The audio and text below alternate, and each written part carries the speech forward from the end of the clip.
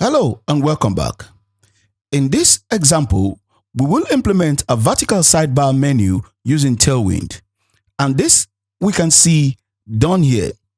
It has these buttons animated, and then it has a profile icon and then buttons that are menus. Now, when you expand it to a larger screen, it opens up the profile, and then the animated becomes placed in a row. It was in a column before, and then you have menus showing with their names on it, and then the buttons also shows settings. And on the smaller screen, everything collapsed to icons. So let's see how we implement that. I'm going to comment this out, and I'm going to start by having a general blue background. Start with a main height. I'll give it a general blue background of 50. So everything we do will be here. This is the main container. This is the main container for the sidebar menu. Inside this main container, we're going to implement a background image, and that will be a div, and it's going to have a style, which is a background image. And then we have a class of BG cover. You're not going to see the image now until you give it a width and a height. So I'll just, for you to see that there is an image there, you see it has a width and height of 96. I'm going to remove this. This is not where I'll specify the width and height, but this is just to show you that there is an image in there. Now, inside the image, I'm going to have a background that is also a backdrop. This is where we specify the width of the image, which is, we'll say width 64, and that will show the image that is placed in here. So I'm going to say width 64, and then I'm going to give it a blue background of 300. And you will not see the blue background now because it is not in full screen. So I'm going to say min height screen so that the background will be in full screen. You can see it now. But I want it to be transparent. I don't want it to cover the original background. So I'm going to make this blue transparent. So I'm going to say make it 60% transparent. And then you can see below it that image. Now let's add a backdrop of blur. And it's going to be backdrop blur LG, which blurs out the image that is underneath. This is what gives us this effect in our sidebar. If you take a look at the original sidebar, you will see that it is collapsed. It is when it is in large screen that it opens up. I'm just going to show you how we did that. Here we specify the width as 64, but if I say MD column, that is only make that width known at middle breakpoint. That is when the width is known. If you put something here now, you will see that that width is still there, but it is because we added this that collapsed it. So if we open up, it opens, and then if we go to smaller screen, it closes up. So the first set of things we're going to add is the animated circles. And I'm going to divide this sidebar into three. One is going to be the animated session, then the other is going to be the profile session, and then the third will be the menu session and settings session. So let's do that here. Underneath here, we're going to have the first session, which is, I'm going to call it session animation. And it is in this that we will create our three animation buttons. For now, let us open up the background, the backdrop. So I'm going to remove the MD so that the backdrop can show up. And right here, I'm going to have the rounded circle. The first is circle 4 rounded full. I'll give it a background green 200, and you can see that displayed here. So I'm just going to copy it 2 more times, and I'm going to call this 8 so that the middle one is bigger.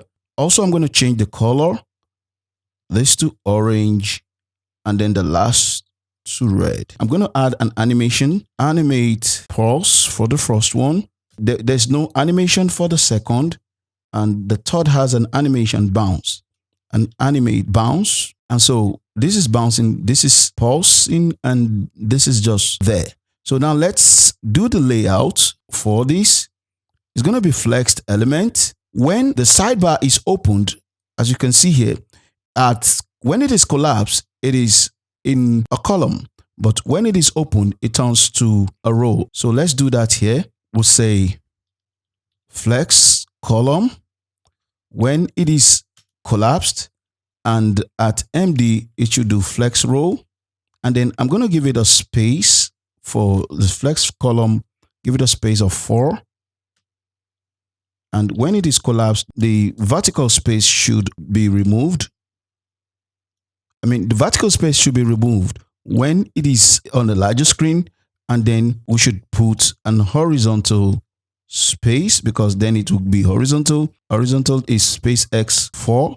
And then we're going to justify it to the center so that at the collapsed state, it stays at the center. And then I'm also going to say I times center. If you see it here at the collapsed state, it stays at the center. But when it is large, it stays at the start. We're going to say at midpoint, breakpoint, it should justify start. And then let's just give it a padding of 7 and also a margin X of 5. So if we go back to the backdrop and put this MD here so that it looks like what we want it to be, it's going to look this way. And when we expand it, it's going to be in a row and then it will look this way, just exactly like the example we're following. Let me give this session a description, that is 3 color dots session. And let's move over to the profile session. The profile session contains an image. I'm going to call it profile. It contains an image, give it a div that has an image, and then is also going to have another div that has the name. So I'm going to put the name here and then the designation. Okay, so it has 2 sessions, the name and the image will come here and then it's going to have the name. So let's insert the image and then also style it out. It's going to be rounded full. I'm going to give it a size of 16 and border 2. Okay, you can see border 2. I'm going to make the border white. Again, I'm going to take out the MD for the sidebar so that it expands everything out so that we can see what we're doing. Now I'm going to do the layouting for the session. And of course, it's going to be flexed so that the text comes here and item center, justify center. I'll give it a margin top of 7 so that it's separated from the other ones. And I'll just give it some spacing, margin 2. Now let's work on the parent of the text. Here, I'm going to say class. I'm going to make the text a small text. I'm also going to give it a tracking, the line spacing of a little wide. Then here is where I'll create the gradient. That is the color gradient to the left side. And that will come from transparent gradient to white. And this is what you get. I'm also going to give it a padding left of 4 so that it moves the text a little bit in. And then I'm going to do a reverse space for the 2 items, that is the avatar and the text. So it's going to be space 2, which will separate it. But when you put minus here, it takes it a little bit inside. For the image, I'm going to give it a class of z-index20, which brings it to the front. I'm also going to hide the text later, and I'll just leave it open now. But what I want to do, or what I will later do, is put a hidden here, that it is hidden on small screen, and then on large screen, it is not hidden. That is, on small screen is hidden, but on large screen, it comes up. But for now, because we want this opened, actually, if we want to see it, we can just put the medium screen here so that it collapses the page. And then when we open up this, it opens up the profile and the text also. Let's put a little divider after the second session. We're done with the profile session. And here I'm going to put a divider. And the divider will be a border bottom. And I'm going to make the border cyan 100. I'm going to give it some transparency and margin, vertical margin of 4 or maybe 5. And then I would also give it a width of 10/12. That is about 83% of the total width. It's not going to cover everything. Let me open this up again by removing the MD here. So you see it has this in between. It has this, it's spread across 83%, and then you can put it to the middle with MX Auto. So it comes to the middle. Now let's go to the last part, which is these buttons, the settings and the menu. So that will be here, and that will be the last session. I'm going to call that session. I'll give it an ID of menu settings. The ID is just to give it a name. There are two items in the menu and settings. One is the menu system. I'll just say menu here. And then the other are buttons and say settings. So the first will be all the menu systems, that is all this menu. And then, of course, we'll do it with all the text showing. And then the other is the settings button. So let's start with the menu system. There is a way that the session is laid out. It has the menu system and then also the button at the bottom. So let's do the layouting. We have class, of course, that will be flex, and that will be justify, center, items, center, and then I'm going to give it a space, vertical space of 7, give it a padding Y of 5 and padding X of 3. The layout for this session will be flex, and it will be flex column, and I'm going to have item center, justify center, and between the menu and the settings, I'm going to give it a wild spacing. So you see, this will be the set of menus, and then this will be the buttons. So now let's go to where the menus will be. There are 5 menu items, and each menu item will have a menu icon. Let me say this will be menu item 1. And for menu item 1, we're going to have menu icons, and this div will store the icon. And then we'll also have menu name with a div storing the menu name. So for every menu, there's going to be a menu icon and then menu name. Let's lay out the parent of each of the menu. So we're going to say class for the menu system, and that will be flex column because each menu is in a column. I'm also going to justify center, and I'm going to put a vertical space of 7 between each menu, and I'm going to give it a padding for each menu, a padding Y of 5 and a padding X of 3. Okay, so each menu is going to have this configuration. The layout of the menu item, if you look at the original, the layout of the menu item is what makes it stays in columns and also gives it this kind of spacing that you have here. So that is why we have flex column, justify center, and all the others. Now we have a layout for each of the menu. So we're going to do that. Of course, it's going to also be flex for the first menu. We're going to justify center and items center. And then at larger screen, we're going to justify start. And we're going to put a space X right now of 4. So you can see the icons will be here, and then the name of the menu will be there. The first menu is going to be home. So let me just put home here right now. I'm going to give it a text of cyan 50. And because I'm going to be hovering over it, the menu and the icon, I'm going to give it a group so that every over will be a group over. Okay. Now the icon, we're just going to put a home icon in here. Let's do that. Take out the icon, and then we put a home icon.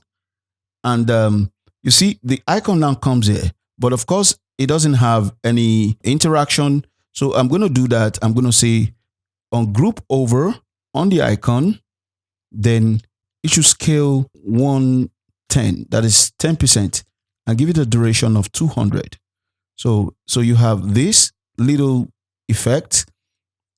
Also on the name, let me change the name to an A tag with an href going nowhere. And then we have a class, and then I'm going to put a group over tracking widest. I'll do another group over, and I'm going to increase the text to 18 pixel and give it a duration of 200. Yeah. And this is what you get. The moment you put your mouse on it, it gives this effect.